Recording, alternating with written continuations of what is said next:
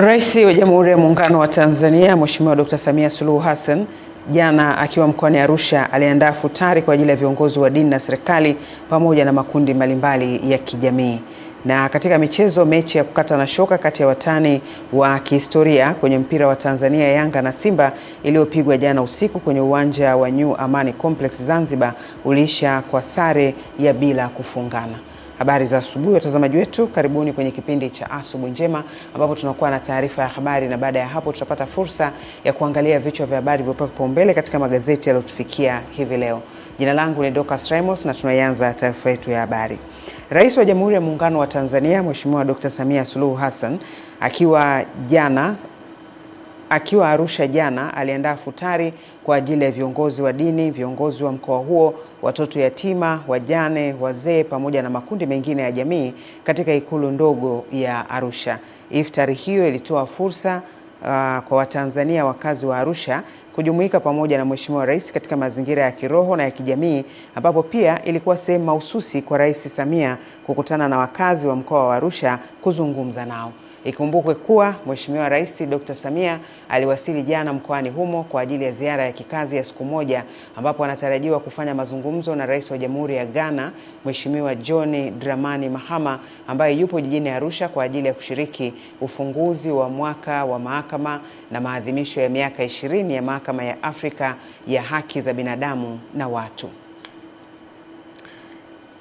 Katika mashindano ya Quran ya 20 ya mabara yote ulimwenguni, kijana mdogo kuliko wote kutoka nchini Uganda, Abdulrahman Yasir, ameibuka mshindi na kujinyakulia fedha dola za Marekani 12,000 sawa na shilingi za Tanzania milioni 30.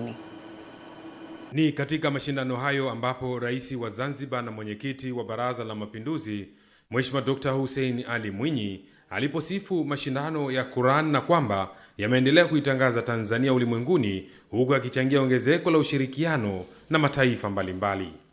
Nichukue nafasi hii kumpongeza sana Sharif Abdul Qadir, rais wa taasisi Al-Hikma Foundation na watendaji wake wote kwa kazi kubwa na nzuri wanazozifanya za kusimamia mashindano haya makubwa ya kimataifa na kutoa huduma za kijamii zinazogusa maisha ya watu, hasa wanyonge, bila kubagua dini, madhehebu au kabila zao. Kwa upande wake, Mufti wa Tanzania Sheikh Mkuu Abubakar Zuberi bin Ali Mbwana amesema mashindano hayo ya mabara yote yameendelea kuiheshimisha Tanzania kimataifa, lakini kuonyesha kuwa taifa la Tanzania linaendelea kudumisha amani na mshikamano. Lakini pia ni fursa kubwa sana kwa sisi kumwomba Mwenyezi Mungu Subhanahu wa Ta'ala akaendelea kutupatia baraka, lakini akaendelea kuimarisha amani na utulivu uliopo katika nchi yetu. Mashindano ya kimataifa ya kuhifadhi Qur'ani yameshirikisha washiriki kutoka mataifa 6 duniani na yamefanyika kwenye uwanja wa Benjamin Mkapa jijini Dar es Salaam. Ama mshindi wa kwanza ni mtoto mdogo aliyepeperusha bendera ya Afrika, na kama hili halitoshi, pia amepeperusha bendera ya Afrika Mashariki kutoka nchi ya Uganda. Anaitwa Abdulrahman Yasin. Ezekiel Mwambopo, Channel 10. Wazazi na walezi wamewaswa kuwalea vijana katika misingi ya dini ili kujenga taifa lenye umoja na mshikamano, na hivyo kusaidia kuimarisha maadili miongoni mwa vijana.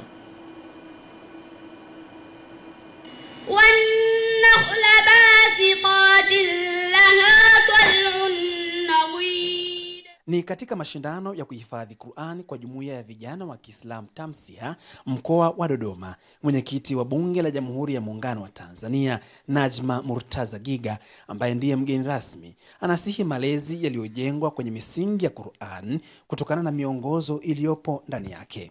Kwa kweli, kama ingekuwa mikoa yote ya nchi nzima inafanya jitihada kupitia Tamsia hii, tukifika miaka 5-10 ijayo, tutakuwa na taifa ambalo vijana wetu watakuwa wamejengeka kiimani kwa misingi ambayo haitoleta mgogoro wala fujo la aina yoyote katika taifa letu, kwa sababu naamini Qur'ani inatosha kuwa mafunzo kwa watoto mpaka watu wazima bila kuleta migongano katika taifa letu. Kwa upande wa Rais wa TAMSI ya Taifa, Abdul Hakim Abdallah, anabainisha muhimu wa mashindano hayo, huku waumini nao wakiaswa kuziishi nguzo muhimu katika kipindi hiki cha mfungo wa Ramadhani. Hawa waumini wanaposomewa Qur'ani, basi nyoyo zao hutulizana na kujaa hofu kubwa sana, lakini imani zao pia huzidi pale wanaposomewa Qur'ani. Kwa hivyo tuutumieni mwezi huu wa Ramadhani kwa kuchuma sana, kwa kujitahidi kutafuta fadhila kubwa na kuiwekeza katika thawabu na kujiwekezea katika baraka ili tupate nyingi. Baadhi ya washindi wa kuhifadhi Qur'an wanabainisha namna wanavyofurahia jukwaa hilo linalowajenga kiimani. Qur'ani ina raha yake katika kuisoma na katika kusikiliza, na hakika malaika wanakuwa wanashuka katika sehemu kama hizo ambazo zinafanya watu wapate thawabu nyingi. Na wazazi nao wajitahidi kuwapeleka watoto madrasa, wasiwaache tu nyumbani, wapeleke madrasa wajifunze elimu ya dini. Kutoka Dodoma, Leonard Mwacha, Channel 10. Shirika la Reli Tanzania TRC limewaonya wananchi kujiepusha na vitendo vya hujuma dhidi ya miundombinu ya reli ili kuepuka mkono wa sheria unaoweza kuwatumbukiza katika mashtaka mbalimbali yakiwemo ya uhujumu uchumi yatakayokwenda sambamba na kuhukumiwa kifungo. Katika mwendo huu wa kilomita 160 kwa saa, chombo chochote cha moto kikikatiza reli bila tahadhari, wanyama wanaofugwa, ung'oaji wa mataluma, kuharibu kingo za miundombinu ya reli na urushaji wa vitu vizito na mawe kwenye treni wakati ikiwa inapita, haya yote ni mashtaka. Kwa kuwa ujenzi wa reli hii kipande cha 5 upo 68.28%, ikiwa bado haijaanza kutoa huduma katika mikoa ya Mwanza hadi Isaka mkoani Shinyanga, panapokadiriwa kuwa na urefu wa kilomita 342, TRC inatoa elimu ya uelewa kwa wananchi jijini Mwanza kuhusu ujenzi wa reli. Nasra Chusi ni mhandisi ujenzi wa shirika la Reli Tanzania TRC. Tunafanya mara nyingi na tumerudi tena kwa sasa hivi kuweza kuwajulisha wananchi nini kinaendelea ili waweze kujua. Tunarudi kwa wananchi kuwaelezea jinsi gani ya kujikinga athari, waelewe mradi uko vipi, waelewe sheria za reli, tunajenga reli tunajenga kwa kiwango kipi, kwa sababu huu mradi ni wananchi wote na Watanzania wote. Atakayefanya kitendo hiki ni kulipa faini isiyopungua milioni 10 au kutumikia kifungo isiyopungua miezi 12. Tumekuja hapa kuwapa elimu wananchi ambao wanaishi katika ushoroba wa reli kuwa salama, kwa sababu wanapaswa kuzingatia alama za usalama ambazo zipo katika mazingira yetu. Ujenzi bado unaendelea, kwa kuna alama za usalama wanapaswa wazifuate ili waweze kuwa salama. Nimeona wananchi wameiteka vizuri, kwa sababu mpaka hapo walipo wanaendelea kuuliza maswali ambao wanaona pengine ni kama kero kwao, lakini wanajibiwa vizuri na nikiwaangalia wanaridhika, wanapata majibu yaliyo sahihi. Henry Kavirondo, Channel 10, Mwanza. Afisa mhifadhi mkuu wa Hifadhi ya Taifa ya Mikumi Helen Mchaki amesema uwepo wa miundombinu rafiki imeendelea kuwa chachu ya kuongeza watalii katika hifadhi hiyo, huku akiwapongeza maafisa ushirika kwa kuonesha uzalendo kwa vitendo kwa kutembelea hifadhi hiyo, akieleza kuwa hatua hiyo ni ishara ya kuunga mkono juhudi za serikali katika kukuza na kuimarisha sekta ya utalii nchini. Akizungumza na waandishi wa habari mara baada ya ziara hiyo, mhifadhi Ellen amesema ujio wa maafisa hao ni mfano hai wa kuthamini vivutio vya asili, huku akiendelea kuhamasisha watu kutembelea hifadhi hiyo. Katika Hifadhi ya Taifa ya Mikumi tunamshukuru pia Mheshimiwa Rais kwa kurahisisha uwepo wa ESGR ambayo inawatoa watu kutoka mbali na kufika kwa haraka zaidi kutembelea hifadhi hii. Hii imesaidia sana kuongeza idadi ya wageni wa nje na wa ndani kwa ajili ya kufika hifadhini kwa haraka. Tunawakaribisha sana ndugu zetu wa ushirika ambao wamekuja kututembelea siku ya leo. Tumefurahi sana kuwaona na tunawakaribisha tena, isiwe mara ya mwisho. Sasa hivi mmekuja kama kikundi, mnaweza mkaja pia kama familia kuja kuitembelea Hifadhi ya Taifa ya Mikumi. Kwa upande wake, mrajisi msaidizi wa Tume ya Maendeleo ya Ushirika Tanzania Jafet Kisamalala amesema ziara ya kutembelea hifadhi hiyo imelenga kutambua na kuunga mkono juhudi za serikali katika kuhamasisha utalii wa ndani na kukuza sekta ya utalii, huku baadhi ya wadau wakitoa maoni yao. Tumekuja mbugani, lengo kubwa kwanza kuwapa nafasi maafisa kuweza kujua kwamba nchi yetu ina vivutio vingi sana, na sisi kama Tume ya Maendeleo ya Ushirika tunaendelea kusupport mikakati yote ya serikali, na leo hii wataweza kuingia kwa mbugani, watajifunza vitu vingi ili wanaporudi kwenye maeneo yao ya kazi waweze kufanya kazi zao vizuri. Kwa hiyo ni muhimu sana kuleta kwenye mbuga kama hizi ili kwanza kuweza kuongeza bondi ya pamoja ya kuweza kuwafanya kwamba maafisa waweze kufahamiana vizuri, wapate utulivu wa akili na kuweza kureflect na kujiandaa kurudi kazini kufanya kile ambacho wamejiandaa. Ni sehemu ya kuunga mkono serikali ya Jamhuri ya Muungano wa Tanzania iliyoko chini ya Mama Samia Suluhu Hassan, ambayo ana emphasize sana watu kwa ajili ya utalii wa ndani. Pia tunaunga juhudi za serikali ya Jamhuri ya Muungano wa Tanzania kwenye kutekeleza ile Royal Tour aliyoitengeneza mama. Kwa tumekuja sisi huku kama watalii wa ndani. Jimmy Mengele, Channel 10, Morogoro. Mjumbe wa halmashauri kuu ya CCM mkoa wa Dar es Salaam, Dr. Barua Mwakilanga amewataka Watanzania kujenga utamaduni wa kutoa misaada na kuwasaidia wahitaji, hususan katika kipindi hiki cha mfungo kwa madhehebu yote ya dini. Anatoa wito huo baada ya kutembelea vituo viwili vya kulelea watoto yatima vilivyopo Vingunguti pamoja na gereza la Ukonga, ambako alitoa misaada mbalimbali kwa wafungwa waliopo gerezani. Kwa upande wake, mwanzilishi wa kituo cha Mwana Orphans Islamic Foundation, Saada Ali, amempongeza Dr. Mwakilanga kwa kuwafikishia mahitaji muhimu katika mwezi huu mtukufu, akisema msaada huo umewaletea faraja watoto wote. Mimi maana yangu ya kuzungumza hapa ni kuwakumbusha wenzangu, kutoa ni moyo, sio utajiri. Ukarimu wa mtu utegemea wema wake. Popote pale ulipo, kile kidogo ulicho nacho, tunakuomba tushirikishane, tukuelekeze vituo vinakopatikana, ulete uje ujionee watoto hawa wote wana uhitaji. Mahitaji ya kula ni mahitaji ya kila siku. Kuna mahitaji mbalimbali zaidi ya haya, matibabu na kadhalika. Na tumefarijika sana, kwani sadaka zake ni nyingi, ni kubwa, na kwa sababu ya ukubwa wake, kwa sababu zina imani ndani ya hii sadaka. Kwa hiyo ni ukubwa wa ule Mwenyezi Mungu anaojualia ukubwa wake.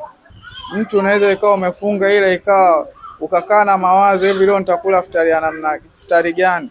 Ukiangalia cha kufutari hauna, ila kwa sababu alhamdulillah kipo ule moyo unapata faraja na amani kwamba kituo chetu kuna watoto takribani 84. Kuna mahitaji hapo mengi, watoto wanasoma takribani wote, wanahitaji vifaa vya shule na mahitaji mengine kama ya chakula, mavazi na maradhi pia. Hayo ndio mahitaji muhimu yanahitajika. Naam. Halmashauri ya Jiji la Dar es Salaam imezindua mpango endelevu wa shule za kiikolojia wenye lengo la kuwajengea uelewa wanafunzi katika ulindaji wa mazingira. Akizungumza jijini Dar es Salaam katika uzinduzi wa mpango wa shule za kiikolojia Eco Schools Program, mkuu wa wilaya Ilala Edward Mpogolo amesema uzinduzi wa mpango huo ni kuunga mkono juhudi za Rais wa Jamhuri ya Muungano wa Tanzania, Mheshimiwa Daktari Samia Suluhu Hassan, ambaye ndiye kinara namba 1 katika ajenda za utunzaji na uhifadhi wa mazingira. Hivyo nawapongeza sana kwa kuzindua mwongozo huu ambao una shabaha ya kukuza uelewa wa mazingira kwa watoto wetu ndani ya ubongo wao. Lakini kitendo hiki ambacho mkurugenzi mnaenda kukifanya kwa shule zetu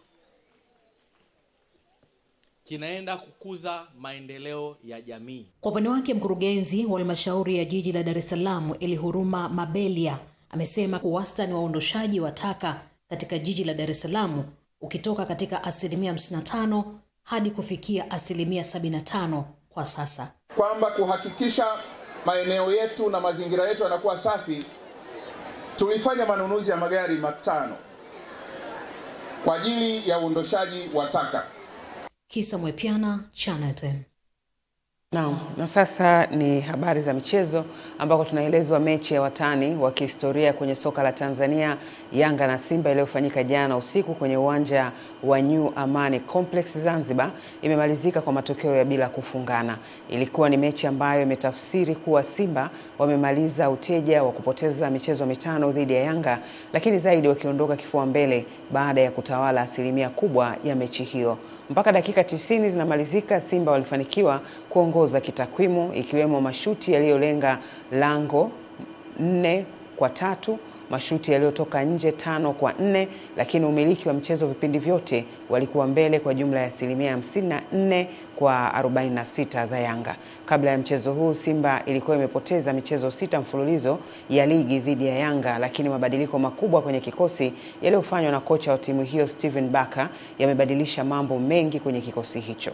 Mwisho wa taarifa yetu ya habari. Baada ya muda mfupi tutapata fursa ya kuangalia vichwa vya habari vilivyopaumbele katika magazeti yaliyotufikia hivi leo. Endelea kuwa nasi.